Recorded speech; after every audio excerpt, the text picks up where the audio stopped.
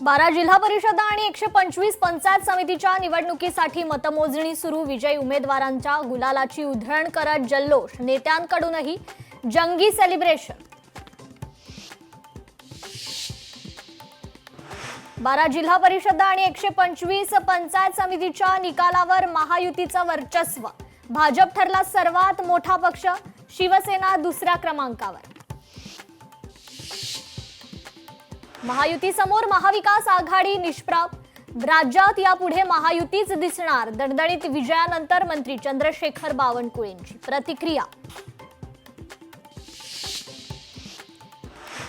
परभणीतील माजी मंत्री सुरेश वरपुडकरांची घराणेशाही जनतेनं नाकारली। वरपुडकर कुटुंबातील 5 पैकी 4 जणांचा निवडणुकीत पराभव। सुरेश वरपुडकरांचा पुतण्या अजित वरपुडकरांचाच विजय।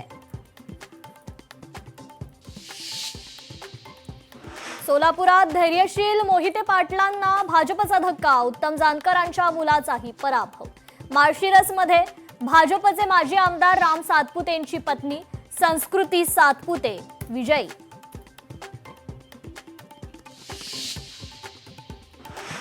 धाराशिवमध्ये राणा जगजितसिंग पाटलांच्या पत्नी अर्चना पाटील विजयी। अर्चना पाटलांकडून सक्षणा सलगर यांचा पराभव।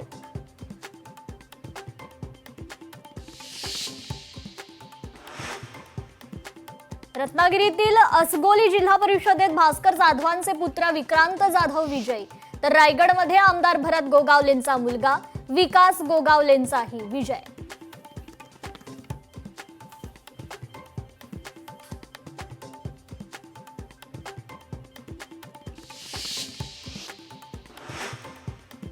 तर पुणे कारेगावच्या माजी सरपंच निर्मला नवलेंना पराभवाचा धक्का।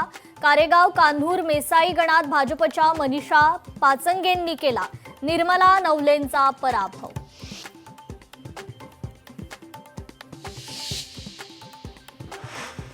पनवेल मतदार केंद्राबाहेर पोलीस आणि भाजप कार्यकर्त्यांमध्ये राडा। भाजप कार्यकर्त्याने पोलिसांची कॉलर पकडत पोलिसांच्या अंगावर हात उचलला। शरद पवारांची तब्येत बिघडली, पुण्याच्या रुबी रुग्णालयात उपचारासाठी दाखल।